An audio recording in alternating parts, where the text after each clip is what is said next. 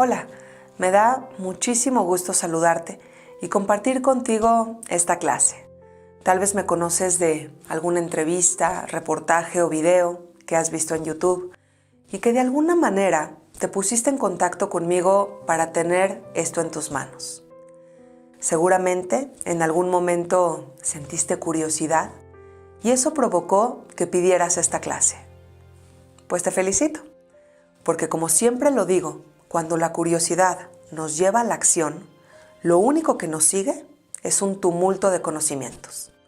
Así que ponte cómodo porque estaremos juntos durante los próximos minutos para hacer un recorrido por la historia judía. ¿Empezamos? Todo comenzó con un hombre, Abraham. En la historia, él es el primer monoteísta y un día emprendió un viaje hacia una tierra prometida. Luego, llegó su descendencia y muchos años de esclavitud, la liberación y una maravillosa época de esplendor. Pero los enemigos fueron más fuertes y las masacres provocaron una gran dispersión. Continuaron 2000 años de persecuciones y antisemitismo. Años decisivos para el pueblo judío, en los que sucedieron eventos que simplemente vale la pena conocer.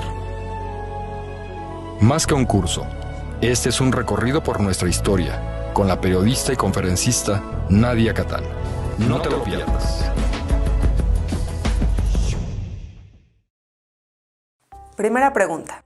Una pregunta que es muy simple, pero que no es tan fácil de contestar. ¿Qué son los judíos? ¿Un pueblo? ¿Una religión? ¿Una raza? ¿Una nación? O mejor aún, ¿quién es judío? Dentro de las leyes del judaísmo, es judío el que proviene de una madre judía. Pero, ¿y si aquella persona no cumple con los preceptos del judaísmo, sigue siendo considerado judío? Aquí hay otra pregunta, otra muy interesante. ¿Por qué el pueblo judío es tan particular? ¿Por qué ha tenido una historia tan milenaria y al mismo tiempo tan compleja, llena de grandes momentos, pero también de grandes tragedias? ¿Por qué el pueblo judío genera tantas preguntas en la gente, tanta curiosidad? Bueno, pues no sé si tú eres judío o no, tampoco sé qué tanto has estudiado sobre este pueblo. Lo que te puedo asegurar es que lo que sabes del pueblo judío es como un rompecabezas incompleto. Un rompecabezas que has ido armando a lo largo del tiempo por algo que aprendiste en la escuela, que viste en una película o que escuchaste en una conversación.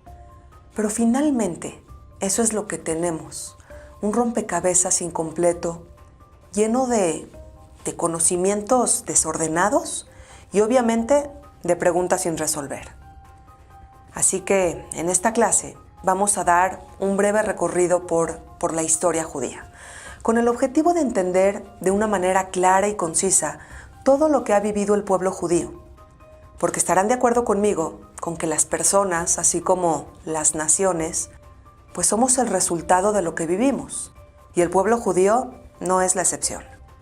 Así que en esta clase tomaremos la totalidad de la historia judía para destacar momentos importantes.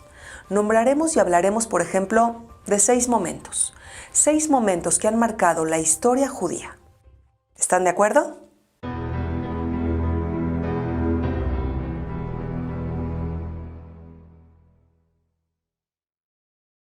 Si queremos entender la historia judía en su totalidad, tenemos que irnos al principio. Y el principio, por supuesto, está con Abraham Avinu.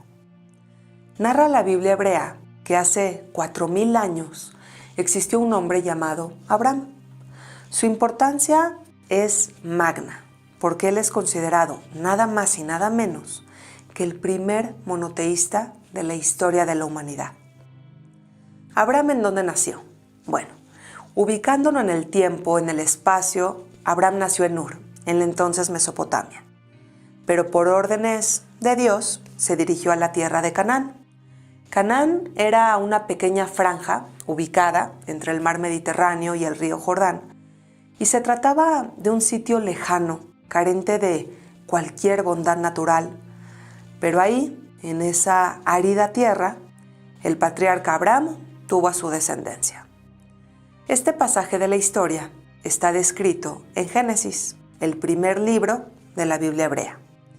Y aquí quisiera aclarar algo que para mí es muy importante. El objetivo de esta clase no es proselitista, ¿ok? No pretendo convencer a nadie sobre ninguna fe. Aquí no importa lo que yo crea de manera personal o lo que tú creas.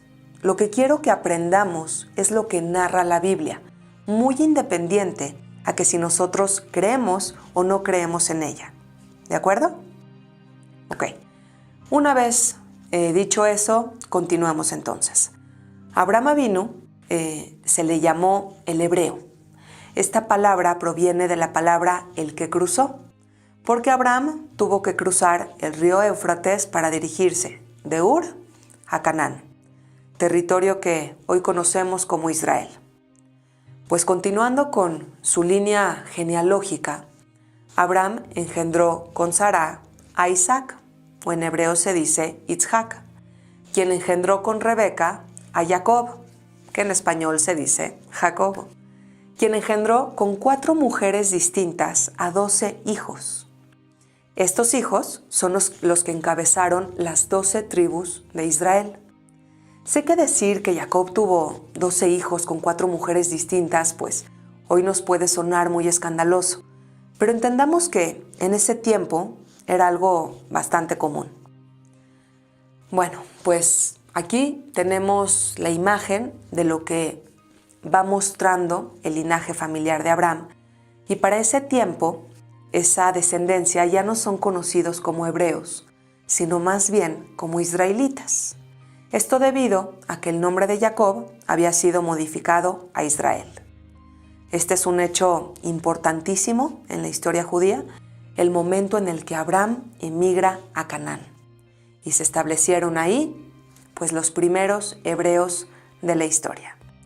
Vamos a la etapa, al momento número 2.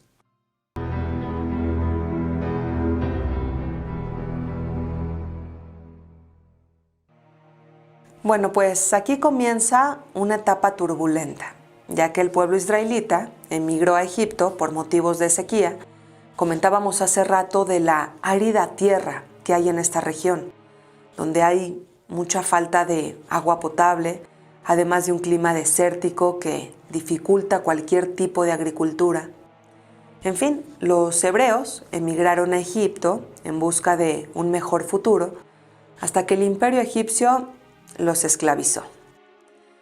Después de permanecer alrededor de 400 años como esclavos, los hebreos salieron de Egipto por guía de Moisés.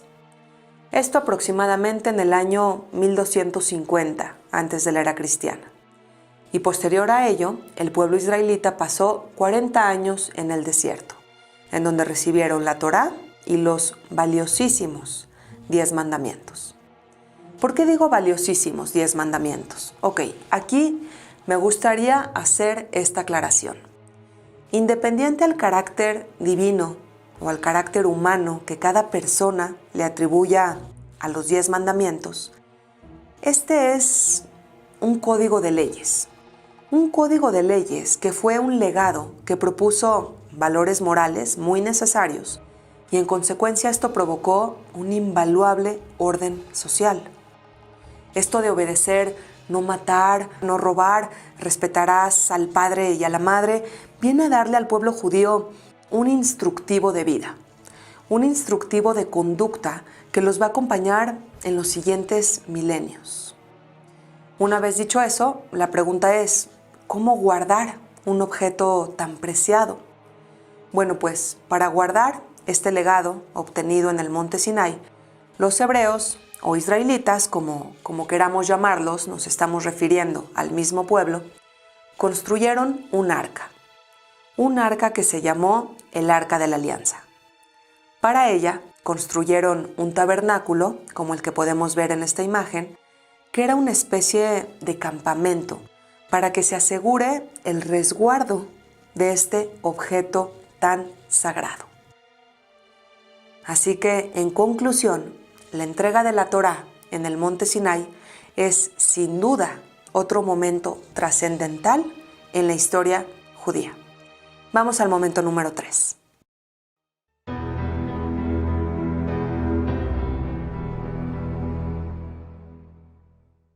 Finalmente, cuando los judíos volvieron del desierto, conquistaron Canaán con el liderazgo de Josué. Y así se repartió la tierra entre las 12 tribus, iniciándose con esto la época de los jueces. ¿Han oído hablar de esta época de los jueces? Pues bueno, aquí tenemos un momento muy importante en la historia. ¿Por qué? Porque es el primer momento en la historia judía en la que los judíos se gobiernan a sí mismos. Es la primera vez en la historia judía que los judíos se gobiernan a sí mismos. Esto fue aproximadamente entre los años 1200 a 1020 a.C. ¿Y qué se dice de esta época? Bueno, pues, como el libro de Jueces lo dice, en aquellos días no había rey en Israel, todos hacían lo que era correcto a sus ojos. La época de los jueces se caracteriza por tener poco control, por ser una etapa llena de pobreza, de inseguridad y sobre todo es una etapa caracterizada por una conflictiva desorganización. Y es que bueno, no era para menos, los jueces se encargaban de resolver problemas sociales, de también llevar la religión y además de todo esto eran líderes militares y protegían a toda la población. Así transcurrió hasta que el pueblo judío exigió tener a un rey. Simplemente exigían tener un rey como el resto de los pueblos, como los pueblos de alrededor.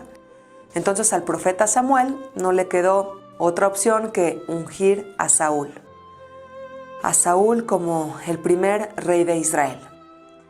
Saúl subió al poder y luego el rey David, quien proclamó a Jerusalén como la capital de Israel, esto en el siglo X a.C., y David tuvo a su hijo Salomón, quien fue el que construyó el gran templo, el primer templo, en donde se guardó el Arca de la Alianza. ¿Se acuerdan?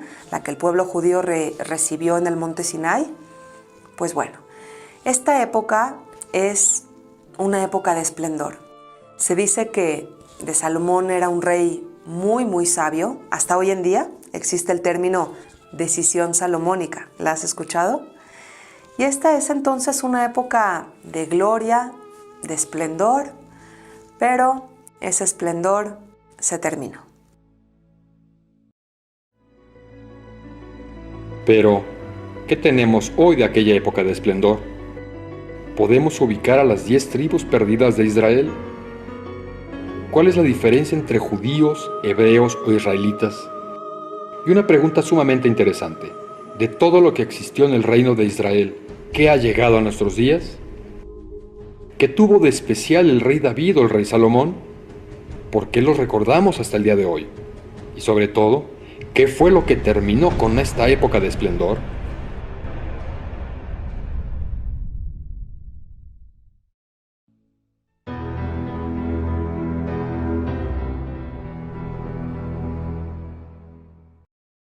Muchas cosas suceden después del reinado del rey Salomón, pero yo quiero situarme en un momento en particular, el año 586 antes de la era cristiana. El momento en el que el imperio de Babilonia, encabezado por el rey Nabucodonosor II, mandó a destruir el templo de los judíos. Y así, una vez, con el templo destruido, los judíos fueron expulsados hacia Babilonia en lo que fue conocido como un exilio masivo. Durante este tiempo, en Babilonia, los judíos no dejaron de añorar su retorno a su amada Israel. ¿Ven que los judíos rezan con dirección a Jerusalén hasta hoy en día? Pues ese acto comenzó en ese tiempo. Los judíos comenzaron a rezar con dirección a Jerusalén y escribieron en esta etapa hermosos poemas dedicados a Jerusalén y constantemente se habla de regresar a la tierra prometida. Algo que vale la pena mencionar de esta etapa es que el judaísmo fuera de Israel no se perdió. De hecho, sucedió todo lo contrario. Los eruditos judíos exiliados en Babilonia hacen un gran trabajo y el judaísmo floreció, y floreció mucho. De pronto, un imperio más poderoso llegó y se trataba del imperio persa. Y dentro de este extenso imperio tenemos que ubicar a alguien que para la historia judía es muy especial. Hablo de Ciro II, o Ciro el Grande. ¿Por qué él es tan importante en la historia judía? Bueno, pues porque en términos generales, él permitió a los judíos regresar a su tierra y construir el segundo templo. Así, los judíos vivieron y comenzaron la reconstrucción de su santuario. Años después lo terminaron y un nuevo siglo comenzó en la historia del judaísmo. Un camino lleno de esperanza por tener de nuevo el sagrado templo reconstruido. ¿Pero qué creen? Que en el año 63, antes de la era cristiana, el Imperio Romano llegó a Judea. Y entonces al principio se vivía una aparente calma y tranquilidad. Pero en el siglo I, ya después de la era cristiana, esta tranquilidad se perdió por completo y surgió mucha hostilidad entre el gobierno romano y el pueblo judío. Y finalmente, en el año 70, por órdenes del emperador Tito, el templo de los judíos fue de nuevo destruido. 35 años después de esta destrucción, el pueblo judío fue expulsado de Judea hacia varios confines de la tierra. Pero eso lo veremos en el siguiente momento importante de la historia judía. ¿Me acompañan? Tuvimos entonces una época en la que el esplendor del reino de Israel se terminó. El gran templo fue destruido en 2 ocasiones y ante este acontecimiento tenemos muchas preguntas. La principal de ellas, ¿por qué? ¿Qué motivó a los babilonios a destruir el primer templo? ¿Con qué objetivo los romanos destruyeron el segundo templo? ¿Cómo vivían los judíos bajo el Imperio Romano? Y ese muro, el muro de los lamentos que recibe los rezos de miles de judíos diariamente, ¿tiene algo que ver con los templos judíos de la antigüedad?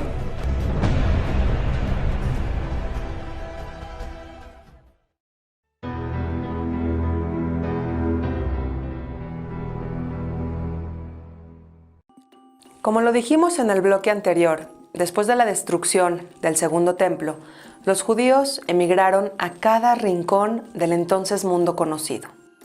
A esto se le llamó la Gran Diáspora. Las familias de Judea ahora sí que tomaron caminos distintos y a partir de entonces, pues cada comunidad escribió su propio destino. Por los siguientes 1000 años, va a sufrir el pueblo judío persecución, antisemitismo, prejuicios, masacres caracterizadas por una extrema crueldad. Básicamente, esto sucede en los reinos cristianos. ¿Por qué ahí? Pues porque en los reinos cristianos, el cristianismo medieval señalaba constantemente a los judíos como los asesinos de Dios. Y esto provocó que a lo largo y ancho de todos los reinos cristianos, los judíos fueran maltratados, expulsados, incluso asesinados. Por ejemplo, hay muchos ejemplos, pero empecemos con este. Se les acusó a los judíos de asesinar a niños cristianos para utilizar su sangre como ingrediente y hacer un pan ácimo con esta sangre. Un pan ácimo especial que es el que se come en Pesaj. Se les acusó de robar hostias de las iglesias para acuchillarlas. Y pues sí, las hostias, pero ¿por qué las hostias? Porque esto significaba cometer otro asesinato, aunque sea simbólico, a Jesús. O, pues bueno, todas estas acusaciones fueron reales y aunque hoy nos suenen muy poco lógicas, fueron reales. Durante la peste negra, por ejemplo, provocada por una pulga que se alojaba en las ratas, los judíos fueron asesinados y todo esto bajo la acusación de que ellos envenenaban los pozos de agua. Por supuesto, después se comprobó que los judíos no eran en lo absoluto culpables, pero obviamente ya habían muerto y habían sido asesinados miles de judíos inocentes por esto. En fin, aunado a las múltiples acusaciones, también estaban las restricciones. Durante toda la Edad Media se le prohibió a los judíos estudiar en las universidades y en las escuelas. ¿Se imaginan no permitir entrar a una universidad a alguien que quiere estudiar solo porque profesa determinada religión? Injusto, ¿no? O bueno, claro que hay más. Se les prohibió ocupar cargos públicos, por ejemplo. Trabajar en ciertos oficios como funcionarios públicos, o se les prohibió convertirse en propietarios de tierras. Es por eso que los judíos durante la Edad Media se concentraron en guetos medievales, y trataron de salir adelante con la vida con los pocos medios que tenían. Uno de los escasos oficios que se les permitió a los judíos era ser prestamistas, actividad que la Iglesia tenía prohibida. Entonces el judío comenzó a prestar dinero, a cobrar intereses y en consecuencia a ser odiado por la sociedad. Por obvias razones es fácil detestar a esa persona que viene con cierta periodicidad a cobrarte los intereses del dinero que te prestó. Y bueno, pues sin dedicarle más tiempo a esto, podemos resumir que para los judíos prácticamente en la Edad Media, en los reinos cristianos, todo estaba prohibido. Pero la discriminación contra los judíos no solo se quedó en acusarlos de asesinar niños, de envenenar los pozos de agua, de no aceptarlos en las escuelas o en las universidades, de prohibirles una infinidad de oficios o profesiones. También tenemos en la Edad Media otra forma de discriminar. En ciudades ubicadas dentro de lo que hoy conocemos como Francia, Inglaterra, España o Italia, el Talmud, un sagrado texto del judaísmo, fue quemado en grandes fogatas. Una forma más de humillar a un pueblo y a su religión. Así, en cada rincón de los reinos cristianos hay judíos escapando o siendo acusados de algo. Y dentro de este contexto, hubieron judíos que prefirieron convertirse al cristianismo o que fueron obligados a convertirse al cristianismo. ¿Y qué creen? ¿Creen que a ellos les fue mejor? En lo absoluto. Los judíos convertidos al cristianismo fueron perseguidos y torturados por la Santa Inquisición bajo la acusación de que practicaban su judaísmo en secreto. Entonces, así señores, así podemos concluir la Edad Media.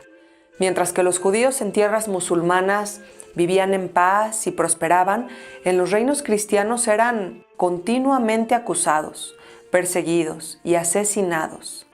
Dice la frase que no hay mal que dure 100 años, y en este caso el mal sí duró 100 años. Pues estas acusaciones, estas persecuciones y masacres hacia los judíos duraron eso, 1000 años, el mismo tiempo que duró la Edad Media.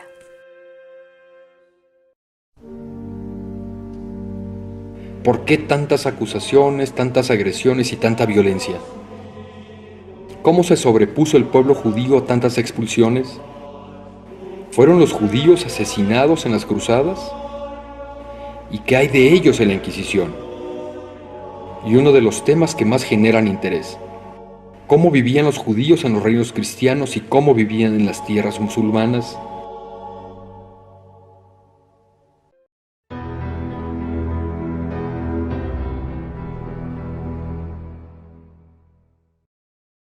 De pronto, a mediados del siglo XVIII, una nueva corriente intelectual y cultural surgió en Europa occidental.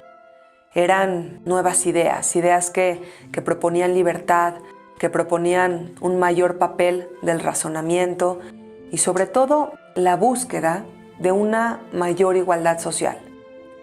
¿Y cómo conocemos a esta innovadora corriente de pensamiento?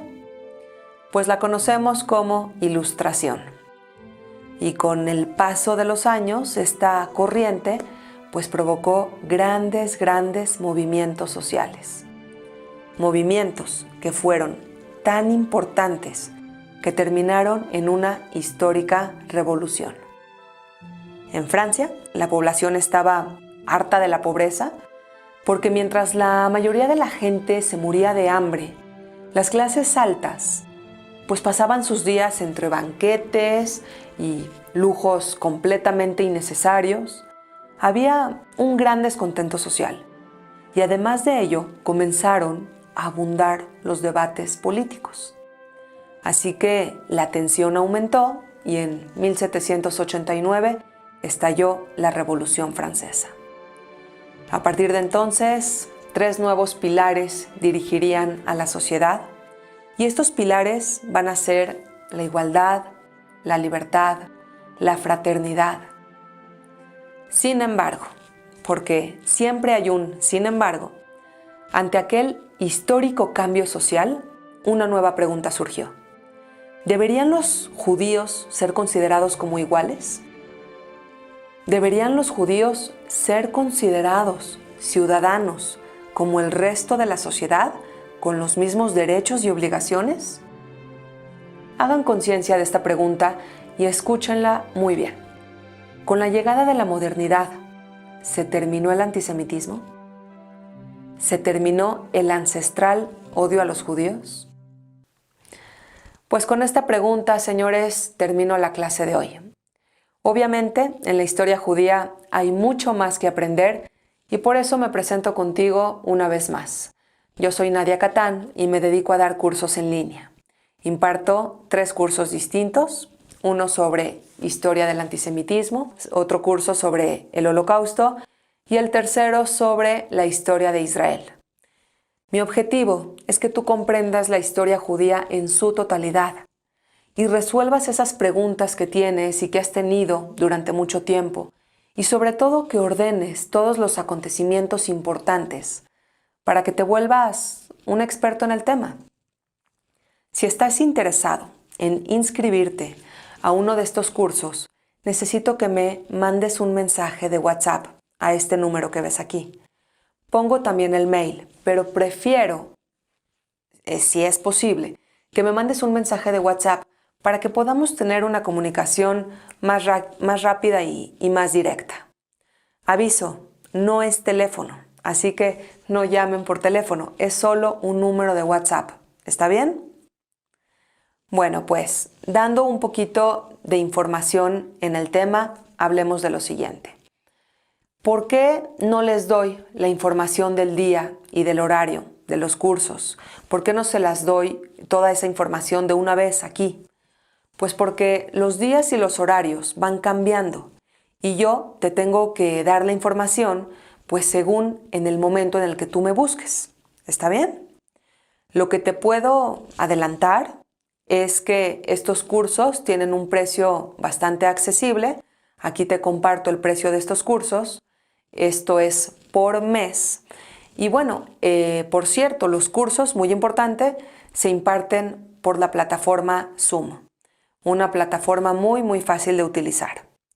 Lo que me parece importante mencionar es que las clases no son grabadas, son en vivo, por lo que te tienes que hacer el tiempo, el espacio para tomar tu clase una vez a la semana, como si la estuvieras tomando de manera presencial. La única diferencia es que estarás como tal vez estás ahora en la comodidad de tu casa. ¿Qué te digo? Fue un placer para mí estar contigo el día de hoy. Y si quieres conocerme un poco más, puedes suscribirte a mi canal de YouTube. Me encuentras con mi nombre, Nadia Catán, del mismo modo en Facebook y en Instagram. Y me dio muchísimo gusto compartir contigo esta clase. Quiero decirte algo. Si la tomaste, si llegaste hasta aquí, es porque realmente el tema te gusta. No lo sueltes. Conviértete en un experto en el tema.